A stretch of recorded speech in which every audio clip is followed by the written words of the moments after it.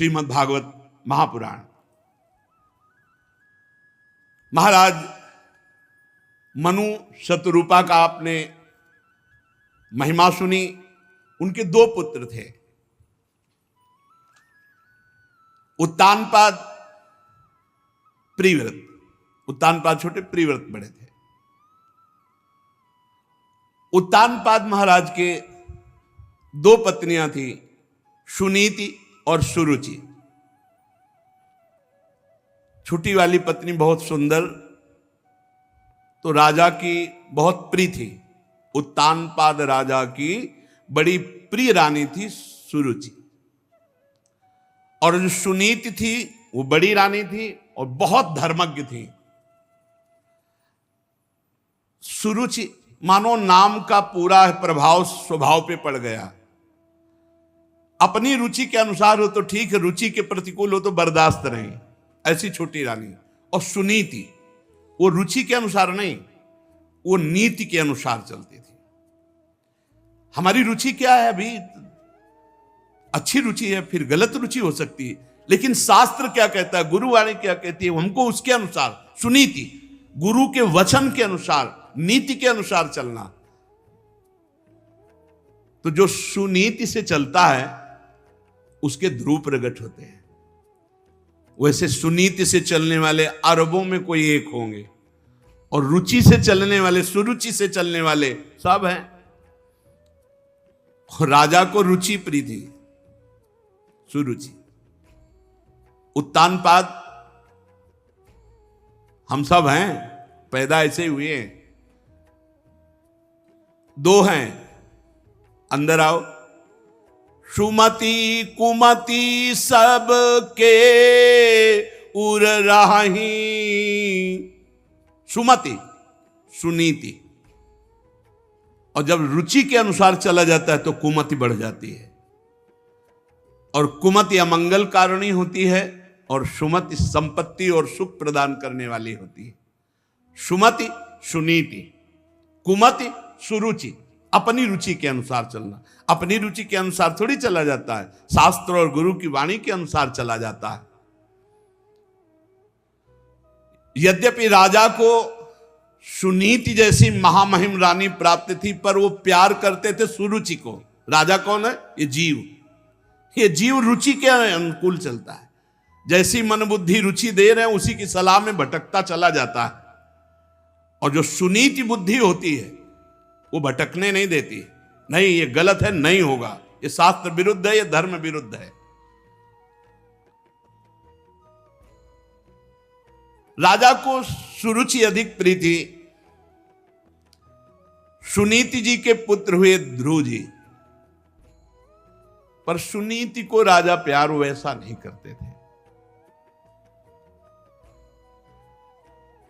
एक दिन राजा उत्तानपाद सुरुचि के पुत्र उत्तम को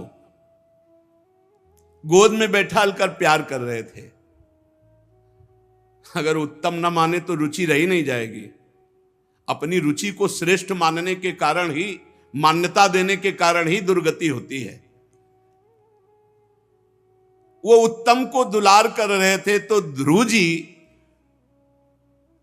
राजा के समीप गए, महाराज उत्तानपाद के, और ऐसे 5 वर्ष के बालक थे, ऐसे हाथ उठाया कि पिताश्री हमको भी गोद में ले लें। अब ये सुरुचि के खिलाफ हुई ना, कि जहां मेरा पुत्र वहां सौत का पुत्र कैसे। घमंड में भरी हुई सुरुचि ने देखा कि ये प्रयत्न कर रहा है पिता की गोद में बैठने के लिए। दाह भरे शब्दों से हाथ पकड़ा, ऐसे झिटिक दे, तू इस सिंहासन पर बैठने का अधिकारी है। हां, माना तू महाराज का बेटा है तो क्या हुआ, लेकिन मेरी कोख से तो नहीं पैदा हुआ ना, सौत की कोख से पैदा हुआ है। तो अभी नादान है, तुझे पता नहीं कि सिंहासन पर बैठने के लिए मेरी कोख से पैदा हुए पुत्र का ही अधिकार होगा। ये दुर्लभ इच्छा तेरी पूर्ति होने वाली कभी नहीं। और झिटिक दिया ध्रुव को। एक बात सुरुचि के मुख से बहुत अच्छी निकल गई। तपसा आराध्य पुरुषम तस्यैवानुग्रहेण में गर्भे त्वं साधयात्मानम यदिच्छसि नृपासनम। भगवान जब कृपा करते हैं तो प्रतिकूलता मिलती है, और प्रतिकूलता भगवान की तरफ बढ़वाती। विपत्ति, दुख, अपमान, प्रतिकूलता, ये भाग्यवान को जब मिलती है तो भगवान की तरफ बढ़ते हैं, और अभागी को जब मिलती है तो इसी में डूब जाता है। ऐसे अपमानित करना छोटे बालक है, तू पिता की गोद में बैठने का अधिकारी नहीं, क्योंकि तू दूसरी माता के गर्भ से, माना तू राजा का पुत्र है, लेकिन मेरी कोख से जन्मे तब तू अधिकार प्राप्त करेगा। तपसाराध्यम पुरुषम तस्यैवानुग्रहेण में, जा परम पुरुष भगवान की आराधना कर और उनकी कृपा मना, और फिर मेरे गर्भ से जन्म ले, तब इस सिंहासन पर गोद पे बैठने का अधिकारी होगा। ध्रुव जी को बहुत बुरा लगा मां का व्यवहार। अंदर अब बालक हैं, कुछ कह नहीं सकते, रो दिया, और बहुत ही हृदय में कष्ट हुआ कि ऐसा कैसे, मेरे भी पिता हैं, मेरी भी मां तो इनकी रानी है, ऐसा कटुवचन महाराज भी सुन रहे हैं, कुछ बोल नहीं रहे। और सुरुचि तो कड़वा बोलकर झिटक ही दिया। महाराज की मुख की तरफ देखा ध्रुव जी ने, एक शब्द नहीं। तो रोते हुए अपनी माता के पास गए। ये देखो सुनीति, शिशक कर रोकर मां से लिपट गए। मां ने गोद में उठा लिया। क्या हुआ बेटा? तो जदासी थी, वो बोली कि ऐसी ऐसी घटना घटी, सुरुचि जी ने ऐसा ऐसा बर्ताव किया। महाराज कुछ बोले नहीं। बहुत धीरज टूट गया सुनीति जी का। देखो, विपत्ति भगवान की प्राप्ति कराने वाली है। वो बहुत से शोक में, क्योंकि महाराज बात भी नहीं करते थे और कम से कम बेटे को दुलार कर लेते। बेटे का अपमान तो रुदन को बहुत रोका कि अगर हम रुदन करने लगी तो मेरा बेटा तो धैर्य ही टूट जाएगा। आंसुओं को अंदर ही रोक करके कहा, बेटा पहली बात तो यह है कि जो तुम्हारा अमंगल करे उनका कभी अमंगल नहीं सोचना चाहिए। ये सुनीति, ये नीति है। जो तुम्हारा अमंगल करे उनके लिए भी अमंगल नहीं सोचना। धन्य है मां जो ऐसा उपदेश कर रही। बेटा, जो दूसरों को दुख देता है उसको अंततो गत्वा दुख भोगना पड़ता है। ये सुनीति। तुम उसके दुख की कामना मत करो, वो खुद भोग लेगा। उमा क्षमा सापौते भारी, अपने कर्म जाय अपकारी। अपकार, अवहेलना, दुख, प्रतिकूलता, निंदा, अपमान करने वाले के लिए तुम कुछ मत सोचो। उसका कर्म ही उसको नष्ट कर देगा। तुम क्षमा कर दो। और जो तुम्हारी माता सुरुचि ने कहा ना, बहुत सुंदर लगा मुझे। उन्होंने कहा ना कि ठीक है तुम राजा के पुत्र हुए तो क्या हुए, तो बेटा महाराज मुझे पत्नी की दासी भी स्वीकार करने में अब लज्जा आती है उनको, क्योंकि नवीन रानी मिल गई है तो मुझे दासी भी नहीं मानते, पत्नी की क्या बात। पर बेटा एक बात तुम्हें बहुत अच्छी मां ने कही कि तुम भगवान नारायण की आराधना करो। तो यह बात हमें बहुत अच्छी लगी। क्या बेटा तुम उन माता की बात मानोगे? और मेरी भी सहमति है कि तुम भगवान की आराधना करो। और देखो, भगवान की आराधना करने से तुम्हारे परदादा ब्रह्मा जी को परमेष्ठी पद प्राप्त हुआ। तो मुझे लगता है कि तुम चाहो तो ऐसा पद प्राप्त हो सकता है जिसे ब्रह्मा भी नमस्कार करें, ऐसा पद। इसीलिए माता और पिता सबसे बड़े गुरु माने गए हैं। अगर गलत सलाह दे दे तो जीवन बर्बाद हो जाए बच्चे का, और अच्छी सलाह दे दे तो जगत बंदनी पुत्र हो जाए। गांव में एक सुल्ताना डाकू की नौटंकी देखी थी जब स्कूल में पढ़ते थे। तो उसमें जब उसको पकड़ करके आखिरी में फांसी की सजा दी गई तो उससे पूछा गया कि तुम्हारी अंतिम कोई इच्छा है, तो उन्होंने कहा मेरी माँ को मुझे मिला दो। तो अंतिम इच्छा पूर्ति करने के लिए माँ को मिलाया गया, तो मानो गले लग रहा हो ऐसा दिखाई दिया और नाक काट ली अपने दांत से अपनी माँ की।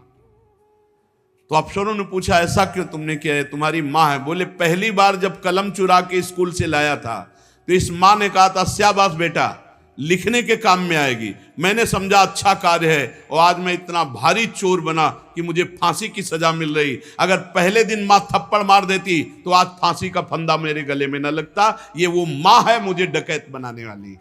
माँ प्रथम गुरु है, इसीलिए बहुत संभल कर आचरण करना चाहिए बच्चों के सामने, बहुत संभल कर जबान खोलनी चाहिए, ऐसा व्यवहार ऐसा बर्ताव जिससे उनके संस्कार गलत ना होने पावे।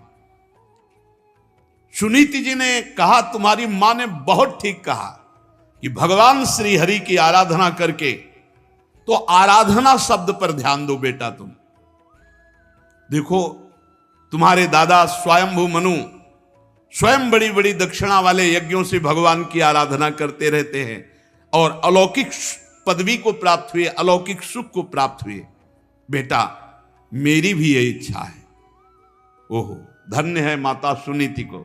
मेरी भी यही इच्छा है कि तू भक्त वत्सल भगवान की आराधना कर और जन्म मृत्यु चक्र से छुड़ाने वाले जनार्दन भगवान श्री हरि का साक्षात दर्शन प्राप्त कर, उन्हीं के मार्ग का अनुसरण कर।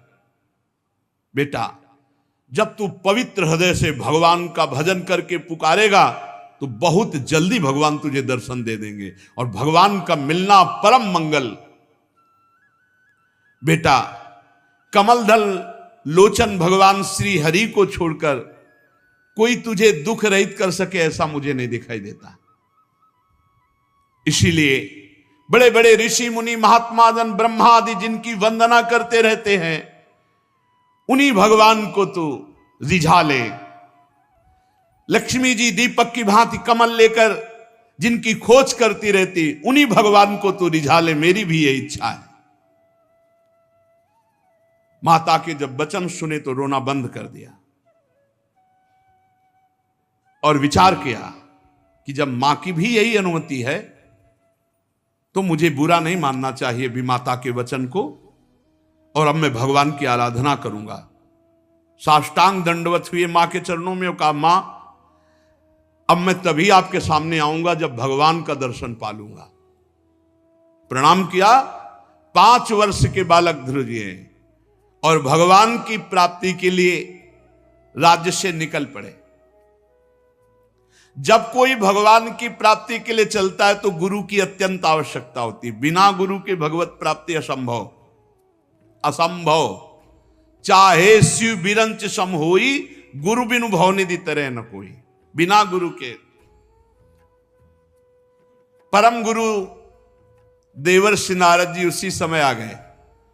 नारदस तदुपाकर्ण्य ज्ञात्वा तस्य चिकीर्षितम स्पृष्ट्वा मूर्धन्य पाणिना प्राह विस्मितः। ध्रुव जी को ऐसे दुलार कर ले, कहा जा रहे हो राजकुमार, कहा जा रहे हो? देवर्षि नारद। ध्रुव जी एकदम सावधान। नारद जी देख रहे कैसा स्वभाव इस बालक का दृढ़ है, मतलब एक नेत्रों से तेज प्रकट हो रहा है ध्रुव के। तुम नन्हे से बच्चे हो, सौतेली मां के कटु वचन से तुम्हारा हृदय दुखी हुआ। बेटा तू तो अभी बच्चा है, तपस्या क्या जाने, भजन क्या जाने, खेल कूद में मस्त रहे, ये बात तेरे बस की नहीं। अच्छा रही मान अपमान की बात, तो 5 वर्ष के बालक, तेरे को क्या मान अपमान, बच्चे को क्या मान अपमान, फिर कोई और थोड़ी था, तेरे माता पिता ही तो थे। देखो तुम्हारा यह अज्ञान है जो तुम बुरा मान रहे हो, लौट जाओ, अपने घर जाओ, खेलो कूदो, तुम्हारी तपस्या या भजन करने की अवस्था नहीं। जीव को अपने कर्मानुसार भोगना पड़ता है, सुख दुख मान अपमान लाभ हानि। संतुष्ट रहो, ऐसा मत विचार करो कि कोई अपमान किया। अच्छा, तू माता के उपदेश से योग साधना के द्वारा भगवान की प्राप्ति करने चला है। अरे तुम्हारे जैसे बालकों के लिए ये बहुत कठिन है। ये तो बड़े बड़ों के लिए कठिन, तुम तो अभी बालक हो। बड़े बड़े योगी जन अनेक जन्म जन्मांतर साधना करते रहते हैं, बड़ी बड़ी कठोर तपस्याएं करते रहते हैं, पर भगवान के मार्ग का ही पता नहीं पाते। भगवान की प्राप्ति तो जाने दो। इसलिए हट छोड़ो, घर वापस जाओ। जब बड़े हो जाना तब फिर साधना के लिए प्रयत्न करना। देखो, जब कोई भगवत मार्ग में, सही मार्ग में चलता है तो उसकी परीक्षा होती है। प्रलोभन और भय, ये दो परीक्षाएं होती हैं। भय दिखाया जा रहा है देवर्षि नारद जी ने। दुखी नहीं होना चाहिए, वापस लौटो, जाओ, खेलो कूदो, आनंद लो। ध्रुव जी ने कहा पहले तो हमारा प्रणाम स्वीकार करें, और दूसरी बात यह है कि आपको ये पता होना चाहिए कि मैं कौन हूं। मैं क्षत्रिय स्वभाव का राजकुमार हूं। मेरे में विनय का अभाव है। एक बार जो ठान लिया उसे कोई तोड़ नहीं सकता। ये बात पकड़ो। उपासक की जिद ऐसी होनी चाहिए कि अब अगर हम भगवान के मार्ग में चल दिए तो गर्दन कटा सकते हैं, प्राण हमारे चले जाए, लेकिन कुमार्ग में नहीं चल सकते, मनोरंजन नहीं कर सकते। देखो देवर्षि नारद जी समझाए, उत्तर क्या दे रहे ध्रुव जी। सुरुचि माता ने कटुवचन रूपी बाणों से मेरे हृदय को विदीर्ण कर लिया। हे देवऋषि, आपके उपदेश वहां तक नहीं पहुंच पा रहे। ब्राह्मण, मैं आपके सामने नियम लेता हूं, मैं उस पद पर अधिकार करूंगा जो मेरे बाप बाबा को भी नहीं प्राप्त हुआ। बाप उत्तानपाद, बाबा स्वयंभू मनु, परमेष्ठी पद भी जिसे नमस्कार करता है वो ध्रुपद है, आज भी विराजमान है। मैं त्रिलोकी में सर्वश्रेष्ठ पद पर, क्या निष्ठा है, क्या निष्ठा है। पदम त्रिभुवनोत्कृष्टम जिगीषो साधुवर्त में, मैं वो त्रिभुवन में सबसे बड़ा पद प्राप्त करना चाहता हूं जिसे बाप बाबा पर बाबा को भी नहीं मिला है। पितृभिर ब्रह्मन नन्यैरपि, जिन्हें अन्य किसी को प्राप्त ही नहीं हुआ, चाहे हमारे बाबा हो चाहे हमारे पर बाबा हो। अगर आप कृपा करना चाहते हैं तो मुझे उपाय बता दीजिए, बस वापस जाने की तो बात आप बंद कर दीजिए। आप सर्वज्ञ हैं, मुझे वो उपाय बताइए जिससे वो पद प्राप्त होगा। ध्रुव जी की बात सुनकर नारद जी बहुत मुस्कुराए। देखा चेला पक्का है। नारद जी ने कहा, बेटा तेरी माता सुनीति ने जो तुझे बताया वो तेरे लिए परम कल्याण का मार्ग है। बहुत सुंदर, बहुत सुंदर।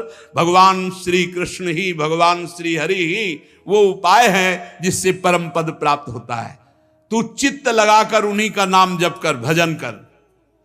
जिस पुरुष को धर्म, अर्थ, काम, मोक्ष कुछ भी चाहिए, उसे एकमात्र भगवान के नाम जप। ध्यान दो, भगवान का नाम। विश्वास नहीं लोगों को हो रहा है, ये माया का नाम पकड़ लो, सब प्राप्त हो जाएगा। बेटा तेरा कल्याण हो। अब तू यमुना जी के तटवर्ती परम पवित्र मधुवन मथुरापुरी को जा। आदेश किया। यहां देखो, मधुवन से भी श्रेष्ठ वृंदावन, माथुरपुर में, माथुर मंडल में सबसे श्रेष्ठ ब्रज 84 कोस, उसमें भी गोष्ठ वृंदावन, गोपी वृंदावन, फिर नवनिवृत्त निकुंज वृंदावन। श्री हरि का नित्य निवास मथुरा में है, इसलिए तू मधुवन को जा। मथुरा नित्य कृष्ण को वास, निस्दिन श्याम न छाड़त पास, तास सकल लीला कही। वहां श्री हरि नित्य विराजमान रहते हैं। पुण्यम मधुवनम यत्र सानिध्यम नित्यदा हरे। बड़ा पुण्यमय क्षेत्र है मथुरापुरी। यहां नित्य भगवान श्याम सुंदर विराजमान रहते हैं। और परम पावन श्री यमुना जी, कालिंदी जी, उनमें तीनों समय स्नान करना। स्नात्वानुशवनम तस्मिन कालिंद्याः सलिले शिवे कृत्वोचितानि निवसन्नात्मनः कल्पितासनः। 3 टाइम यमुना जी का स्नान करना और स्थिर होकर बिना हिले डुले शरीर को ऐसे रेचक किया जाता है, ऐसे पूरक किया जाता है, ऐसे कुंभक किया जाता है। प्राणायाम सिखाया, प्राणों को वश में करना। भूख प्यास पर विजय प्राणों को वश में करने से हो जाती है। और निरंतर प्रसन्न रहते हुए भगवान का नाम जप करते हुए उनका ध्यान करना। बेटा, परम गुरु श्री भगवान का ऐसे ध्यान करना कि भगवान के बड़े बड़े सुंदर कमल जैसे नेत्र, बड़ा सुंदर प्रसन्न मुद्रा में मुख, और ऐसा देखो कि वो बस प्रसन्न होकर तुमको वरदान देना ही चाहते हैं। भगवान की बड़ी सुंदर नासिका, बड़े सुंदर भौं, बड़े सुंदर कपोल, वो देवताओं को भी मोहित करने वाले, तरुण अवस्था, किशोर अवस्था, अंग बड़े सुडौल, लाल लाल ओंठ, रत्नारे नेत्र, प्रणत जनों का आश्रय देने वाली सुंदर भुजाएं, वक्षास्थल में श्री कौस्तुभमणि, श्री वत्स का चिन्ह, सजल जलधर के समान श्याम वर्ण, गले में सुंदर बनमाला। भगवान मुस्कुरा करके वरदान देना ही चाहते ऐसे सुंदर रूप में। जिस समय तुम्हारा मन भगवान के इस रूप में लग जाए तो मैं तुम्हें मंत्र बता रहा हूं। इस मंत्र का जिस नियम से मैं बता रहा हूं, जब करोगे तो 7 दिन में सिद्धों के दर्शन हो जाएंगे। 7 दिन में। जपयश्च परमो गुहा श्रूयताम में नृपात्मज यम सप्तरात्रम प्रपठन पुमान पश्यति खेचरान। जो आकाश में सिद्ध विचरण करते हैं, 7 दिन इस मंत्र के जप से, जैसी मैं पद्धति बता रहा हूं, सिद्धों के दर्शन हो जाएंगे। सिद्धों के दर्शन होने का मतलब है भगवान की दर्शन की सामर्थ्य आना। पहले सिद्ध संतों के दर्शन होते हैं। भगवान के दर्शन के पहले सिद्ध संतों के, भगवत प्राप्त संतों के दर्शन होते हैं। ये जो मंत्र है, इसका गुप्त रूप से गुरुजन प्रदान करते हैं। शास्त्रों के मंत्रों का कभी कीर्तन या उच्चारण नहीं करना चाहिए। ये अंदर ही अंदर उपांशु या मानसिक जपे जाते हैं। जो ऐसा शास्त्र मर्यादा विरुद्ध कीर्तन आदि करते हैं, उनके सुकृत नष्ट हो जाते हैं। शास्त्रीय विधान है। देवर्षि नारद जी ने 12 मंत्र का उपदेश किया। प्रभु का कैसे पूजन करना है, भाव के द्वारा देवर्षि नारद जी ने बताया और कहा मौन का आश्रय लेना और आहार पर संयम करना। ये 2 बातें साधु के लिए या भगवत प्राप्ति करने वाले वैष्णव के लिए बहुत आवश्यक है, बहुत आवश्यक है। वाणी में शासन रखो, मौन का आश्रय लो, कम बोलो, भगवत शब्द बोलो, हितकर बोलो, सत्य बोलो, नहीं तो मौन रहो। और आहार पर संयम कर लो। आहार पर, ये बहुत बढ़िया बात है। ये 2 चीजें जीवन में सदैव रही हैं, क्योंकि गंगा किनारे किसी से बात करना नहीं और भोजन की व्यवस्था नहीं। जब कभी कभी थोड़ा गुड़ मिल जाता, कभी जैसे गंगा किनारे रहे, वो खेती जो करते हैं, बारी लगाते हैं, वो कभी 1 परेठा 2 परेठा दे दिए गंगा जल के साथ, बहुत आनंद में। ये साधक को 2 चीजों पर ध्यान देना चाहिए, वाणी, मौन, आहार थोड़ा। देखो अभ्यास है, जैसा कर लो कर लो। एक एक कवल कम करते जाओ, कम होता जाएगा, और एक एक कवल बढ़ाते जाओ तो पेट बढ़ता जाएगा, चर्बी बढ़ती जाएगी, भजन वजन तो होना नहीं। फिर भोजन नीरस, भजन सरस, और भोजन सरस तो भजन नीरस। नारद जी ने उपदेश किया कि भगवान की सबसे बड़ी पूजा क्या है, मौन रहना और आहार को बहुत लघु रूप में करना, और निरंतर भगवान के इस मंत्र को और इसी मंत्र से भाव के द्वारा पूजन करना। इस प्रकार जब हरि का मन वाणी शरीर से पूजन होगा तो तुम्हारा हृदय पवित्र हो जाएगा। निश्चल भाव से जब भगवान का ये द्वादशाक्षर मंत्र जप करोगे तो भगवान बड़ी जल्दी आकर आपको दर्शन देंगे। गुरुदेव ने मंत्र दिया, साधन बताया, भगवान का रूप। श्री ध्रुव जी ने नारद जी की 4 परिक्रमा की गुरुदेव की। धन्य है, देखो भगवत मार्ग में चले तो गुरु मिल गए। साष्टांग दंडवत प्रणाम किया और उनके चरण चिन्ह से रज माथे पे लगाई। ध्रुव जी के ऐसे गुरुदेव दुलार कर रहे हैं, जाओ बेटा, निश्चित भगवान श्री हरि मिलेंगे। नारद जी को उपदेश पाकर ध्रुव जी ने प्रणाम करके रज लेकर के उनका आशीर्वाद लेकर मथुरापुरी की यात्रा की, मधुबन की। नारद जी महाराज उत्तानपाद के महल में पहुंचे। उन्होंने बड़ी पूजा की, आराम से। नारद जी ने कहा, तुम्हारा मुख सूख रहा है, किस विचार में पड़े हो? क्या कमी आ गई जो तुम्हारा मुख सूख रहा है? महाराज उत्तानपाद। तो राजा ने कहा, महाराज अब मुझे बड़ा पश्चाताप हो रहा, मैं निर्दयी हूं। हाय, 5 वर्ष का नन्हा सा मेरा बच्चा मेरी गोद में बैठना चाह रहा था, मैंने कुछ नहीं बोला और इसने बहुत कटु वचन बोलकर निकाल दिया। हाय हाय, कहीं ऐसा ना हो कि जंगल में कोई भेड़िया खा जाए, कोई राक्षस ऐसा। बालक मेरी गोद में प्रेमवश चढ़ना चाहता था, मैंने बिल्कुल आदर नहीं किया। महाराज मैं बहुत दुखी हूं। नारद जी ने कहा, तुम उसके लिए चिंता मत करो, कोई साधारण बालक नहीं है। उसके रक्षक स्वयं भगवान श्री हरि हैं। कोई भेड़िया और राक्षस उसे देख भी नहीं सकता। तुम उस बालक के प्रभाव को नहीं जानते हो। उस बालक का प्रभाव त्रिभुवन में फैलने वाला है। वो बालक बड़ा समर्थ है, जिसे बड़े बड़े लोकपाल नहीं कर सकते। उस काम को बालक पूरा करके शीघ्र तुम्हारे पास आएगा और तुम्हारा यश बढ़ेगा, क्योंकि तुम उसके पिता हो।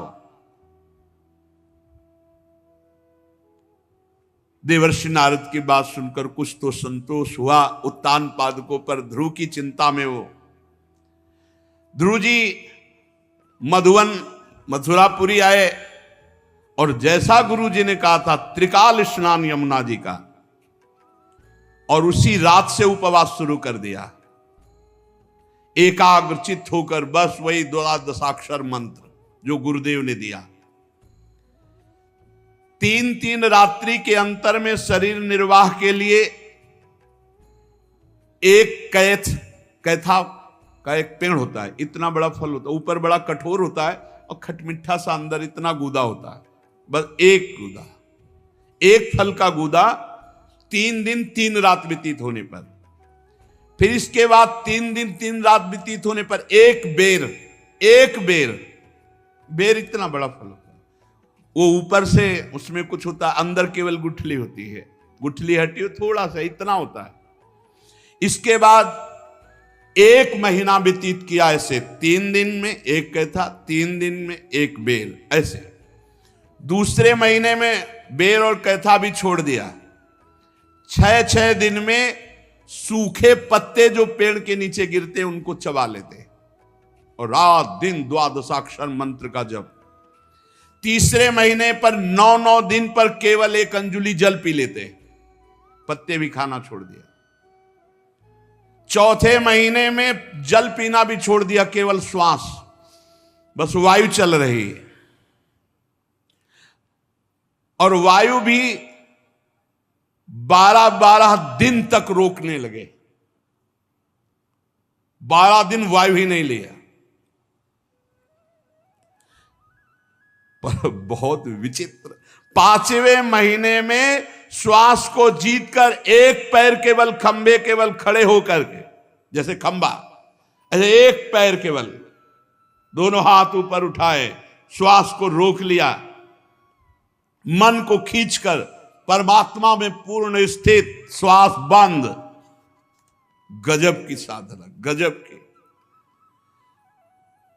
जे ही पर ब्रह्म की धारणा करके श्वास बंद करके हाथ उठाए, 12 दिन तक श्वास ले, त्रिभुवन कांप उठा। जैसे ध्रुव जी ने श्वास रोक करके समाधि भाव से तो पृथ्वी कांपने लगी, त्रिभुवन में हाहाकार मच गया, बड़े बड़े देवता लोकपाल ब्रह्मादि भयभीत हो गए, श्वास सबकी रुक गई, सबकी। ध्रुव जी ने अपनी रोकी तो सबकी रुक गई, अन्य जीवों का सब श्वास प्रश्वास रुक गया। लोकपाल घबरा कर ब्रह्मा जी सहित सब हरि की शरण में, भगवान सृष्टि का नाश हो जाएगा, सबकी प्राणवायु रुक गई, अभी अभी एक क्षण में सब मर जाएंगे, आप दुख से छुड़ाए। भगवान ने कहा डरो मत, ये कोई अनिष्टकारी बात नहीं। उत्तान पाद के पुत्र ध्रुव ने मुझ विश्वात्मा में चित्त को लगाकर अपनी श्वास रोक ली तो सब विश्व की श्वास रुक गई, क्योंकि भगवान विश्वात्मा है। मैं अभी निवृत्त करता हूं इस तप से। सब देवता लोग अपने अपने लोक को, भगवान तत्काल गरुड़ पर चढ़े और मथुरापुरी आ गए। गरुड़ की जो गति है वो मन से भी बढ़कर है। जैसे मन, आप बंबई गए तो एक सेकंड के भी कम हिस्से में बंबई पहुंच जाएगा, इससे भी ज्यादा तीव्र गति गरुड़ भगवान की है। वहां पहुंच गए, देखा बिजली की तरह कांति है ध्रुव की चमकते हुए, अब परम पवित्र देदीप्यमान। इधर ध्रुव जी जो ध्यान कर रहे थे भगवान का, वो अंतर ध्यान हो गया, घबरा गए। जे भी नेत्र खोला तो जो अंदर ध्यान कर रहे थे बाहर भगवान विराजमान। ओ सामने खड़ा प्रभु को देखकर प्रेम अधीर हो गए। छठवें महीने में भगवत साक्षात्कार। जब भगवत मिलन की चाह लगती है तो नहीं खान पान ते भावे है, नहीं कोमल वसन सुहावे है, सब विषय लगे ते खारा है, हरि आशिक का मग्न आरा, हाय हाय मच जाता है। और फिर ऐसा अनुभव होने लगता है आज भगवत साक्षात्कार हुआ, आज विश्वनाथ जी मिले, आज मन अति हरस जनावन ते ही, आज देखी हो परम स्नेही। और भगवान निहाल कर देते हैं। ध्रुव जी ने सामने देखा जो अपने ध्यान का विषय प्रभु थे, वो सामने गरुड़ ध्वज भगवान गरुड़ पर विराजमान है। साष्टांग दंडवत भगवान के सामने ध्रुव जी प्रेम अधीर होकर लौट गए। भगवान कूद पड़े गरुड़ जी से, जैसे मां अपने बालक का ऐसे ध्रुव जी को उठाकर भुजाओं से कस ले, मानो मां बरस रही ले, जैसे मुख से चूमना, नेत्रों से करुणा बरसाना, हृदय। ऐसा थोड़ी होता है कि भगवान कोई ध्यान में मिल गए तो हम होते हैं भगवत साक्षात। भगवान ऐसे मिलते जैसे आप बैठे हो, बस लगन, तीव्रता, चाह, कहो सो कहां जहां प्रभु ना हो, यहीं बैठे देख रहे हैं। बहुत देर तक ध्रुव जी प्रेम मगन, भगवान भी प्रेम मगन। अब ध्रुव जी कुछ बोलना चाहते हैं, भगवान की स्तुति करना चाहते हैं, पर बालक है 5 वर्ष के, हाथ जोड़ते कुछ बोलने की, पर क्या भगवान के सामने बोले, हिम्मत भी नहीं पड़ रही और कुछ आता भी नहीं कि भगवान की कैसे स्तुति करे। भगवान ने ध्रुव जी की ये स्थिति देखकर पांचजन शंख को कपोल पे छुआ दिया। ध्रुव जी के जो ही छुआया तो तत्काल ब्रह्मबोध हो गया। इसमें लिखा है तत्काल अपने स्वरूप का बोध ध्रुव जी को हो गया, ब्रह्मबोध हो गया छुआते ही। ये बड़ी महिमा की बात है। दैवीम परिज्ञात परमात्मा निर्णय, आत्मबोध हो गया। मम दर्शन फल परम अनुपा, जीव पावलिज सहज, ब्रह्म के स्वरूप का बोध हो गया और दिव्य वेद ध्रुव जी के मुख से निकलने लगे। ध्रुव जी ने भगवान की बड़ी दिव्य स्तुति की। सो आगे आनंद लेते हैं, इस चर्चा आगे। श्री राधा वल्लभ लाल की।